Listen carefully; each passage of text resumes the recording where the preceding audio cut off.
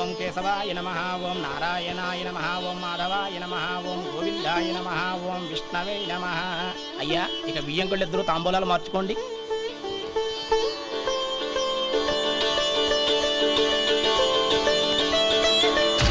ఇదేంటి 45,000 ఉన్నాయి? అవునండి, ఒక 5,000 తక్కువే. సమయానికి డబ్బు అందలేదు. ఒక వారం రోజులు సర్దుబాటు చేస్తాను. సర్దుబాటు అయ్యే తాంబూలాలు పుచ్చుకుందాం. అరే లేవండ్రా, రండి. సుందరి గారు, తొందరపడకండి. అర్ధాంతరంగా శుభకార్యం ఆగిపోతే అమ్మాయి జీవితం. నాకు అనవసరం అండి, నేను ముందే చెప్పాను. తాంబూలాలు అప్పుడే 50,000 ఇచ్చి తీరాలండి. పోనీ ఆ 5,000 మీరిస్తారా? చెప్పండి. 5,000 కాదు, 50,000 నేను ఇవ్వగలను. అమ్మాయి జీవితం కంటే అదేమీ ఎక్కువ కాదు. కానీ మీ ప్రవర్తన చూశాక మీ సంబంధం వదులుకోవడమే మంచిదనిపిస్తోంది. ఇక మీరు దయచేయండి. అరే గోపాలం, ఏమిట్రా ఇది? నువ్వుండ్రా, ఇంకా నిలబడ్డారే. మీరు మనసు మార్చుకున్నా మేము మాట మార్చుకోవడానికి సిద్ధంగా లేము. వెళ్ళండి, వెళ్ళండి. చెల్లమ్మా, ఇలా రామ్మా. ఈ డబ్బు తీసుకెళ్ళి లోపల పెట్టు. వెళ్ళమ్మా. ఏంట్రా నువ్వు చేస్తున్న పని?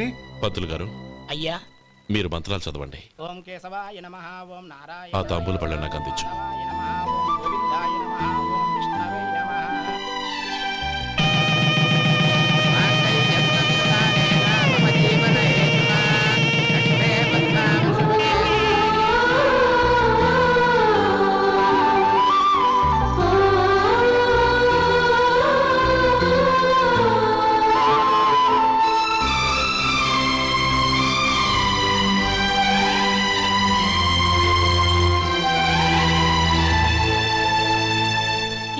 చెప్పి లోపలికి రండి. నువ్వు చెప్పమ్మా. పేర్లు చెప్పకపోతే లోపలికి రానిచ్చే ప్రసక్తే లేదు. నేను ఆయన గారు వచ్చాం. ఆయన గారేంటి? మీ ఆయన గారికి పేరంటూ ఒకటి ఉందిగా, అది చెప్పు. నేను గోపి గారు వచ్చాం. అది గుడ్. ఇప్పుడు మీరు చెప్పండి మరిది గారు. అదేంట్రా ఆడపిల్లలు అలా సిగ్గుపడతావు? తను చెప్పలేదు, చెప్పరా. నేను తను వచ్చాం. ఏమ్మా, నీ పేరు తనా? మీ అందరికి తెలుసు కదా, మళ్ళీ ఎందుకు చెప్పడం? ఈ పప్పులే ఉడకం. మా చెల్లెలు చెప్పలేదు, మీరు చెప్పాలి. గౌరీ, వదిలేవే. ఏం కుదరదు, చెప్పాల్సిందే. నేను సుమతి వచ్చాం. ఆగండి ఆగండి, పళ్ళెల్లో డబ్బులేసి వెళ్ళండి. ఇదిగోరా.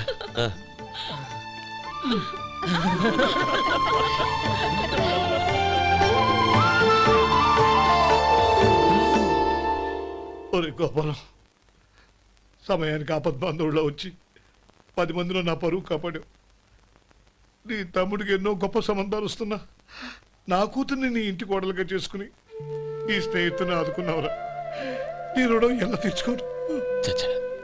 స్నేహితుల మధ్య క్షమాపణలు, కృతజ్ఞతలు ఉండకూడదురా. రే ఊరుకో. ఏంది మళ్ళీ అప్ప? ఇప్పటికే 200 రూపాయలు అప్పు, మళ్ళీ అప్పు కావాలా? ఇదిగో ముందు నువ్వు చొక్కాయి పక్కన పెట్టు. అబ్బాయి వద్దండి, అసహ్యంగా ఉంటుంది. ఏ నీకేమన్నా గజ్జి తమర వగైరా రోగాలున్నాయా? అబ్బాయి అలాంటి ఏమి లేవండి, మొత్తం డబ్బు రేపు ఇచ్చేస్తాను. అదేం కుదరదాయి. ఇవాళ డబ్బన్నా కట్టు, చొక్కా అన్న ఇప్పు.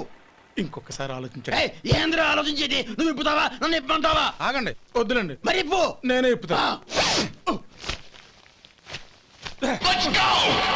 దీంతో నీకు నాకు చెల్లు. ముందు జాగ్రత్త వచ్చాడు, 2 చొక్కాలు వేసుకొని. ఏంది ఏందిరా? ఏం తెలుగు గురుగారు మీది? మరి అదే బాకీ కలెక్షన్ అంటే, చూసి నేర్చుకోండి. ఏంటి 220 రూపాయలకు 35 రూపాయలు చొక్కా తీసుకోవడమా? 35 రూపాయలు ఏంది? మరి 350 రూపాయలా? వాడిని ఆపరా, వెళ్ళి పట్టుకోండి పో. ఏంటి పట్టుకునేది? ఆడు బస్సు ఎక్కడము, బస్సు వెళ్ళిపోవడం అన్ని అయిపోయినాయి. నాకు జీతం పెంచవు కానీ డబ్బులన్నీ దొబ్బెట్టుకో. ఇక నువ్వు అధిక ప్రసంగం చేయమాక. ఈ షర్ట్ నాకు నచ్చింది. నచ్చితే అల్వా అల్వా అల్వా.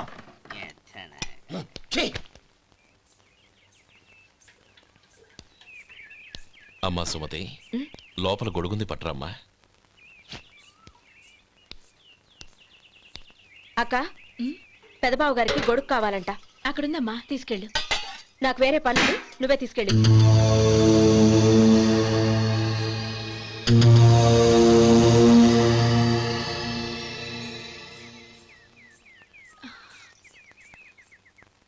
బావగారు ఉమ్.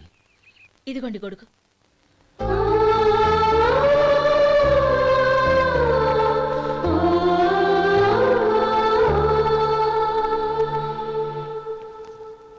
నమస్కారం పెద్దాయన. ఆ. ఇక్కడేం చేస్తున్నారు? ఏం లేదు, మా ఆఖరి తమ్ముడు శేఖరం డాక్టర్ చదవడం పూర్తయింది. ఇంకో వారం రోజుల్లో వస్తున్నాడు. వాడి కోసం హాస్పిటల్ సిద్ధం చేయిస్తున్నాను. ఎంత మంచి మాట చెప్పారండి. వస్తానండి. ఆ, మంచిది. అయ్యా, తమరి దయ వల్ల అమ్మాయి పెళ్లి కుదిరింది. అలాగా, మంచిది. వచ్చే నెల 15వ తేదీ ముహూర్తం. ఓహో, తమరు కుటుంబంతో సహా దయచేయాలి. అలాగే. అమ్మా, ఆశీర్వాదం తీసుకురా. 10 కాలాల పాటు పిల్లా పాపలతో చల్లగా ఉండమ్మా. మరి మేము వస్తామయ్యా. ఉండండి ఒక్క నిమిషం. అమ్మా సుమతి, దేవుడి దగ్గర ఉన్న కుక్కమరిని తీసుకురామ్మా. అవును, అబ్బాయి ఏం చేస్తుంటాడు? రైస్ మిల్లులో గుమస్తాగా పనిచేస్తున్నాడండి. ఆ, ఎవరి మిల్లులో? వెంకయ్య గారి మిల్లులోనండి. ఆహా. అమ్మా సుమతి, కుంకుమేదమ్మా.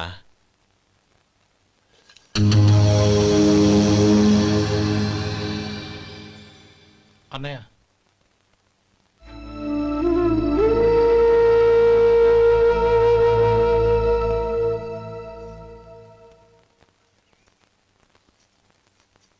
హేయ్, ఏంటిది? వచ్చిన దగ్గర నుంచి చూస్తున్నాను. అన్న ఏం చెప్పినా పట్టించుకోవేంటి? అసలు మా అన్నయ్య గురించి ఏమనుకుంటున్నావు? ఆయన ఏం చూసుకునే నీకు ఎంత పొగరో? గోపి, ఏంట్రా ఆ మాటలు? అమ్మా, నువ్వు లోపలికెళ్ళు.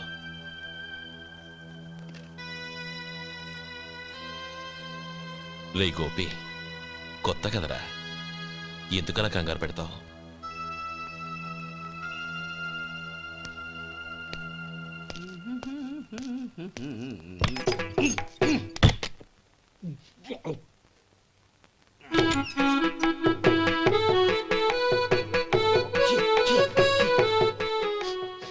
ఏంటయ్యా ఎలక తెచ్చిన వాసన వస్తుంది?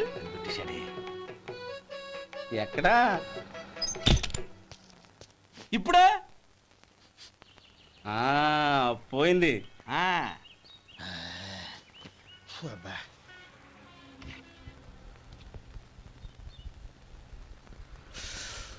ఏమయ్యా, కాలు ఇలా ఊగుతూ ఉంటే టిఫిన్ ఎలా చేసేది? నా కాలు ఊగడానికి నువ్వు టిఫిన్ చేయడానికి ఏంటి సంబంధం? నేనంటుంది నీ కాలు గురించి కాదయ్యా, మరి ఈ కాలు గురించి. ఆ ముక్క ముందే చెప్పొచ్చుగా. ఉడతలో బిగ్గేసిన తాట్యంకలాగా బొచ్చు నువ్వును. ఒరే సొంటి, ఆడి కింద ఒత్తెట్టు. అలాగే.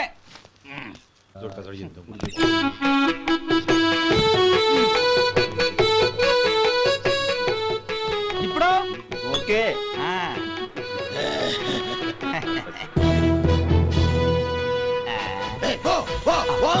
ఎన్నిసార్లు చెప్పాలి నీకు? ఒకసారి ఏదో బుద్ధి లేదు. కడుపు కడదన్నావు, గడి తిన్నావా? పోతకి పో పో పో పో పో. అబ్బా,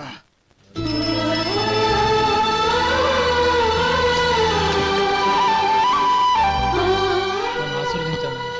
భగవంతుడు నిన్ను చల్లగా చూస్తాడు. ఏంట్రా విషయం? నాకు పోస్టింగ్ ఆర్డర్ వచ్చింది. అలాగా? మన ఊళ్ళోనే నన్ను ఎస్ఐగా అపాయింట్ చేశారు. చాలా సంతోషంరా.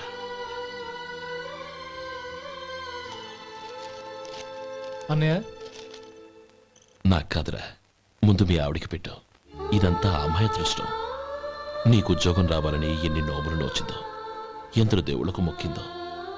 వెళ్ళి మీ ఆవిడికి పెట్టు. అరే, ఏంటమ్మా ఇది?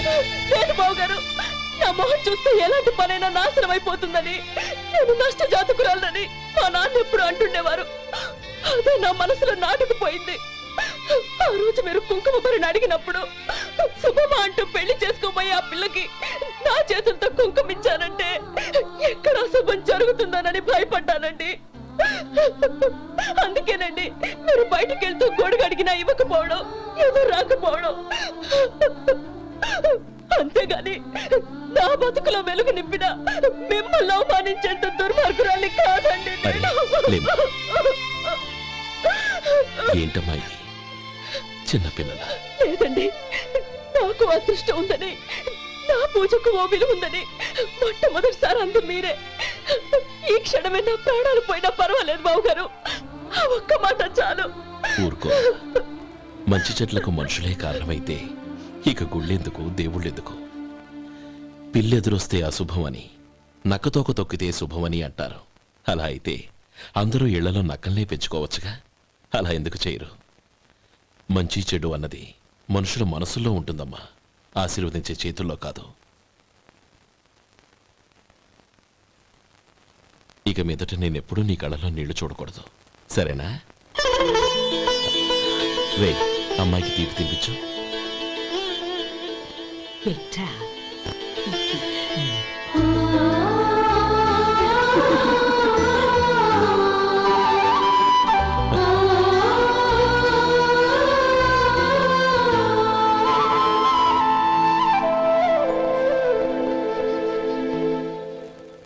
మధు, చిన్నప్పుడు నేను ఒక్కడనే కష్టపడుతున్నానని, నాకు సాయంగా ఉండాలని చదువు అవ్వలేదన్న వంకతో చదువు మానేశావు. ఇప్పుడు నీ తమ్ముళ్ళిద్దరూ అభివృద్ధిలోకి వచ్చారు. మరుదులిద్దరికీ మంచి ఉద్యోగాలు వచ్చాయి.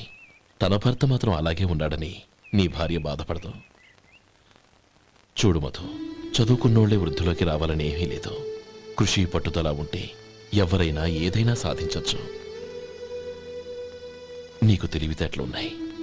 నువ్వు తలుచుకుంటే కానిదంటూ ఏదీ లేదు. పైగా నీకు సాయిగా మేమందరం ఉన్నాం.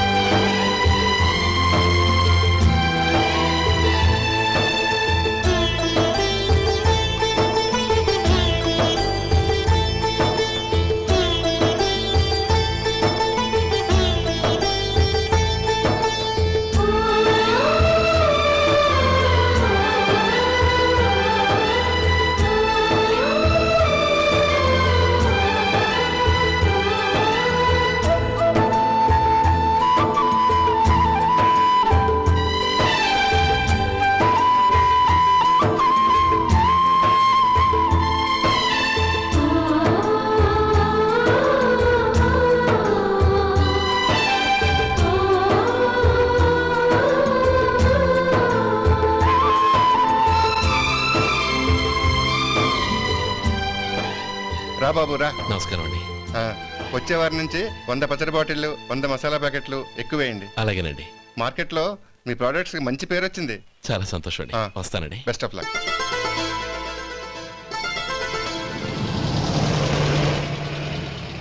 ఆ బాక్స్ లోపల పెట్టవా? అలాగే సార్. ఇక మీద మీ ఆర్డర్లు సగం వేయండి, సరిపోతుంది. అదేంటండి? మీ పచ్చళ్ళు అమ్ముడుపోక చాలా స్టాక్ అలాగే ఉండిపోయింది. ఇప్పుడు అందరూ రుచి పచ్చళ్ళు, రుచి మసాలానే అడుగుతున్నారు. మా నల్లుడి గురించి తక్కువగా అంచనా వేశారు కదా, ఇప్పుడేమంటారు? ఎలాగైతేనే అతను వృద్ధిలోకి వస్తే చాలు. వాళ్ళు బాగుంటే నాకు సంతోషమేగా.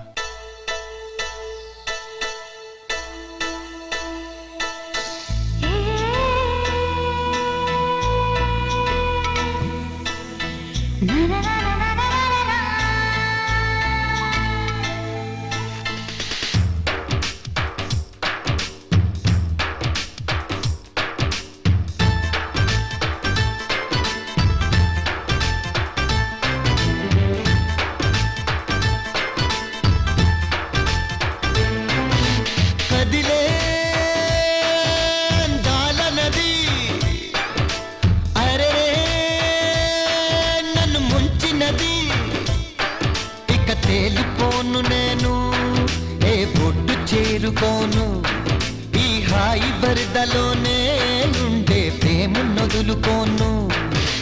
ఓ ప్రియా ప్రియా సఖిగా నీవే సుమాన గుండెలయా, ఓ ప్రియా ప్రియా సఖిగా నీవే సుమాన గుండెలయా. కదిలే అందాల నది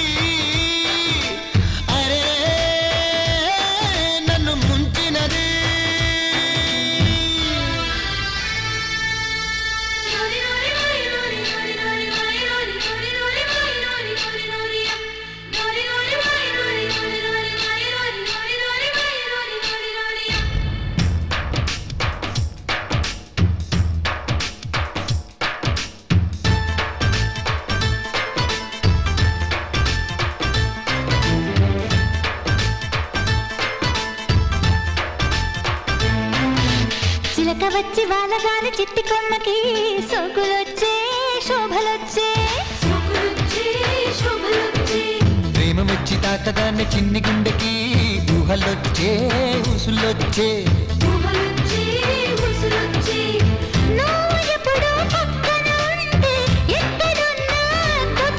నీ గాలి సోకగానే నా దారి మారిపోయే నిమిషాల కొన్న విలువే నువ్వు దగ్గరుంటే తెలిసే కదిలే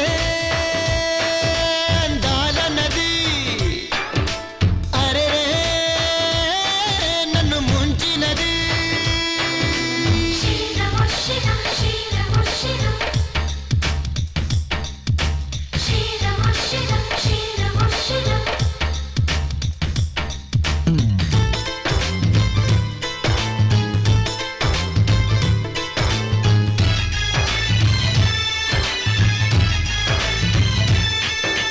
బాణవిల్లు పూల జల్లు రూపు కడితే నువ్వే కాదా నవ్వే కాదా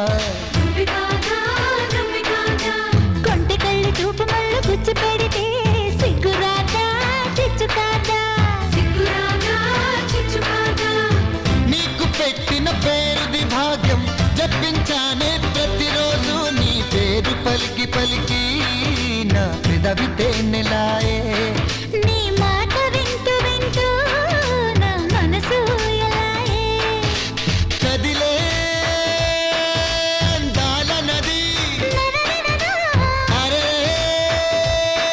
నన్ను ముంచినది ఇక తేలిపోను నేను ఏ పొడ్డు చేరుకోను ఈ హాయి వరదలోనే ఉండే ప్రేమ నొదులుకోను ఓ ప్రియా ప్రియా సఖియా నీవే సుమానా గుండెలయా ఓ ప్రియా ప్రియా సఖియా నీవే సుమానా గుండెలయా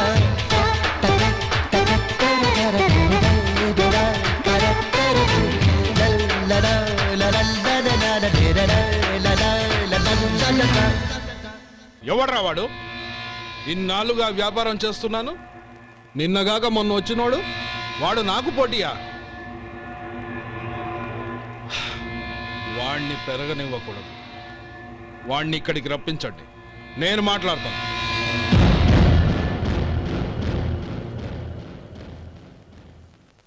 నమస్కారం అండి. రమ్మన్నారంట? నీ పచ్చళ్ళ కంపెనీ మూసేయాలి. నీకెంత కావాలి? 5 లక్షలు ఇస్తాను. చాలా? 5 లక్షలు కాదు, 50 లక్షలు ఇచ్చినా నా కంపెనీ మూయడం జరగదు. బాగా ఆలోచించుకొని చెప్పు. ఈ వ్యాపారంలో పుట్టి పెరిగినోడ్ని, నాతో పోటీ పడకు. నా చేతి కింద 6,000 మంది పనిచేస్తున్నారు. ఆంధ్ర మొత్తం నాకు బ్రాంచులు ఉన్నాయి. నేనే మార్కెటింగ్ చేయలేకపోతున్నాను. ఆఫ్టర్ ఆల్ ఒక కుటీర పరిశ్రమలా పెట్టుకొని నువ్వెలా మార్కెటింగ్ చేయగలవు? 6,000 మంది వర్కర్స్ని పెట్టుకుని ఆంధ్ర మొత్తం బ్రాంచీలున్న మీరే నా కంపెనీ చూసి భయపడుతున్నారంటే నా సరుకులో నాణ్యత ఉందనేగా. ఆ నాణ్యత ఉన్నంత వరకు నాకెవరూ పోటీ కాదు. ఈ ప్రపంచంలో నేను ఎక్కడైనా మార్కెట్ చేయగలను. వస్తాను.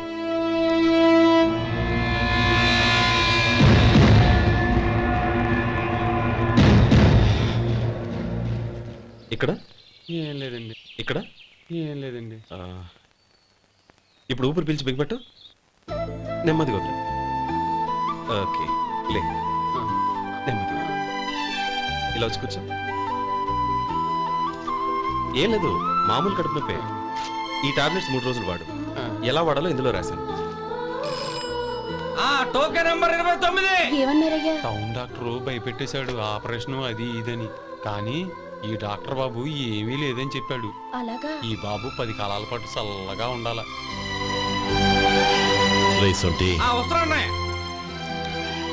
రే, భగవంతుడి దయ వల్ల తమ్ముడు హస్తవాసి మంచిదని అప్పుడే పేరొచ్చిందిరా. తమ్ముడిని దగ్గరుండి జాగ్రత్తగా చూసుకో. పని హడావుల్లో పడి వేళకు భోంచేయడము. అబ్బే అదే లేదన్నయ్య. 1 గంటకల్లా పేషెంట్ కట్టు, భోజనం పెట్టు. అది అలా జాగ్రత్తగా చూసుకో. నేను చూసుకుంటాను కదన్నయ్య, నువ్వు వెళ్ళు.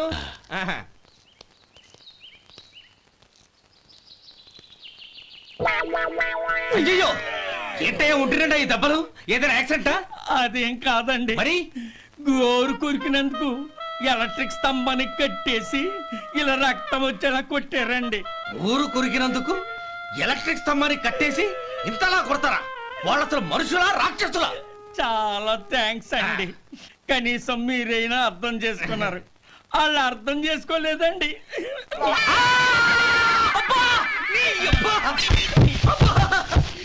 గోరు కొరకడం అంటే ఇదా?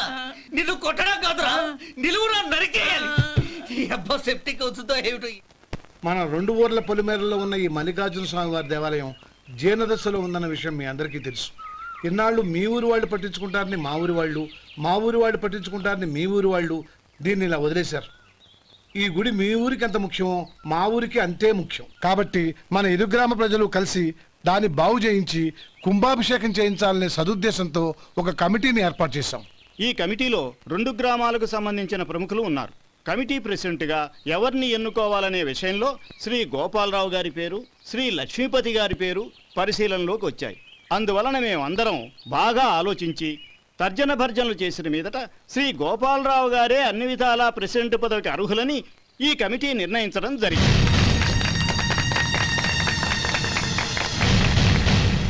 అంచేత ఈ ఉభయ గ్రామ ప్రజలు శ్రీ గోపాలరావు గారికి ఉదారంగా విరాళాలు అందజేసి ఈ శుభకార్యాన్ని జయప్రదం చేయవలసిందిగా కోరుతున్నాం. ఏంటి ఇంకా రాలేదా? ఏంటయ్యా టైం 10 అవుతోంది. బోర్డు మీద 10 గంటలను రాసుంది. మీ డాక్టర్ ఇంకా రాలేదు. అసలు మీ డాక్టర్ కి టైం సెన్స్, పంక్చువాలిటీ ఏమైనా ఉన్నాయా? ఇంతకీ మీరెవరండి? నేను డాక్టర్ అమ్మని. ఓహో, మీరు డాక్టరేనా? డాక్టర్ అంటే డాక్టర్ని కాదయ్యా, డాక్టర్ని చేసుకోబోయేదానని అర్థం. ఓహో, అవును, నువ్వెవరు? నేను ఇక్కడ టోకన్ ఇస్తూ ఉంటానులేండి. తప్పుకో, తప్పుకోవయ్యా. అవును, మీ డాక్టర్ కి ఎవరో అన్నయ్య ఉన్నాడంట కదా, ఎలాంటోడు? ఎలాంటోడంటే అదేనయ్యా, చాలా కోపిస్తని విన్నాను. ఎందుకని అడుగుతున్నారు? ఎందుకంటావేంటయ్యా? ఆ అన్నయ్య మాట వినగానే మీ డాక్టర్ గడగడా ఉణిగిపోతాడు. అసలు డాక్టర్ చదివే తమ్ముణ్ణి అలా భయపెట్టచ్చా? తప్పు కదా? తప్పేనండి. కాని కాని నాకు మీ డాక్టర్ కి పెళ్ళవని ఆ అన్నయ్య సంగతి అప్పుడు చెప్తాను. ఏం చేస్తానండి? ఏం చేస్తానా? సంవత్సరం తిరగకుండానే కవల పిల్లల్ని కని వాళ్ళ అన్నయ్య చేతిలో పెడతాను. వాళ్ళకి 5 సంవత్సరాలు వచ్చేసరికి ఆయన్ని బాగా మొట్టికెళ్ళేస్తారు. అలా నా కసి తీర్చుకుంటాను. ఈ డాక్టర్ ఎప్పుడు వస్తాడో ఏంటో. అది సర్లే కానీ నువ్వు పని చేయి. మీ డాక్టర్ రాగానే నేను వచ్చి వెళ్ళానని చెప్పు. నేను అంటే ఓ, నా పేరు చెప్పలేదు కదా, నందిని. ఏం చెప్తావు? అదేనండి, నందిని గారు వచ్చి వెళ్ళారు అని చెప్తాను. గుడ్, పైకొస్తావు.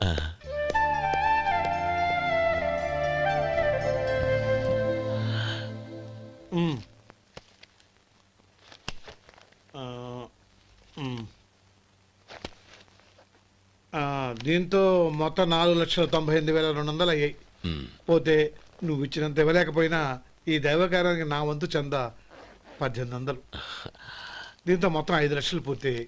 సరేరా, నేను ఈ డబ్బు తీసుకుని పట్నం వెళ్ళి బ్యాంక్ లో వేసొస్తాను. అలాగే, నేను నీతో వద్దాం అనుకున్నాను రా, అనుకోకుండా సాయంత్రం ఇన్స్పెక్షన్ వచ్చింది. పర్వాలేదులే, వెళ్ళొస్తాను.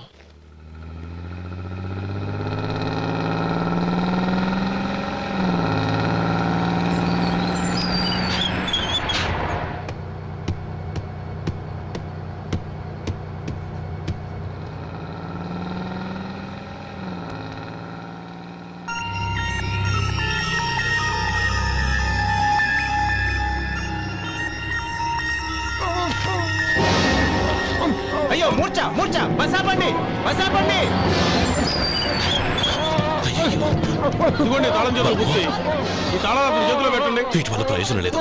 4 ఖర్చుకోకుండా పళ్ళ మధ్య పెట్టడానికి గట్టిగా అది నోట్ ఇవ్వండి. ఇదిగో ఇది చూడండి.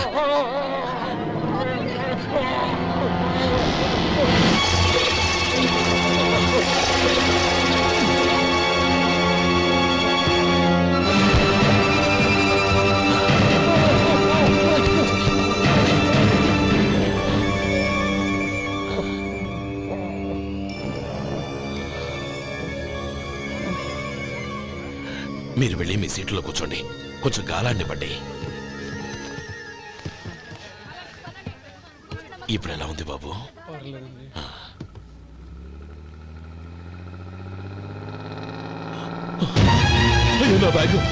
నా బ్యాగ్ ఎవరైనా చూసారా? అందులో 5 లక్షలు ఉన్నాయి. నా బ్యాగు. వెంటనే బస్ ఆపండి. ఎవరిని కింద దిగవద్దు. అందరినీ చెక్ చేయండి. నా అంచనా తప్పు కాలేదు. వాడి మంచితనమే వాడిని దెబ్బకొట్టింది. మన వాళ్ళని పంపించి గుడి తాలూకు డబ్బు కొట్టేశాడని పోలీస్ కంప్లైంట్ ఇవ్వండి.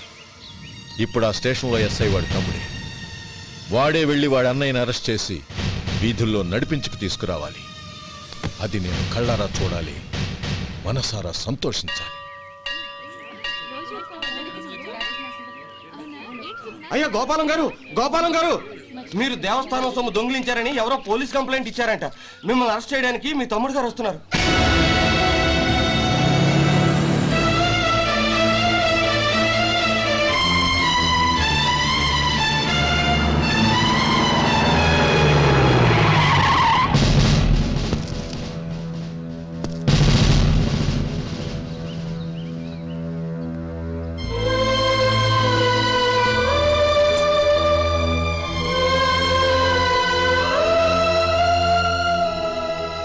చూడు గోపి, ఎప్పుడు నువ్వు ఉద్యోగంలో చేరావో అప్పుడే తన పరానే తేడా మర్చిపోవాలి. నేరం చేసిన వాడు నీ తమ్ముడైనా అన్నైనా సరే శిక్షించాల్సిన బాధ్యత నీది. అదే నువ్వు నీ ఉద్యోగానికి ఇచ్చే గౌరవం.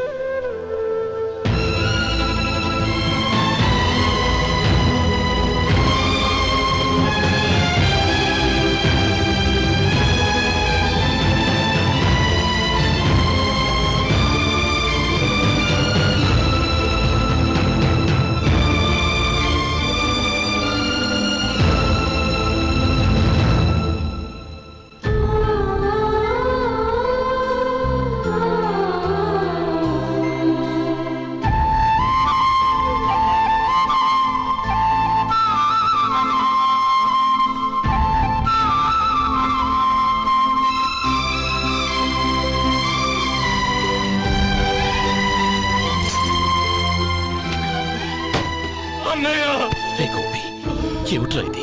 నన్ను క్షమించు అన్నయ్య. నేను కోరి ఉద్యోగుల చేరిన మాట నిజమే, కానీ ఇలాంటి పరిస్థితి ఎదురవుతుంది అనుకోలేదు.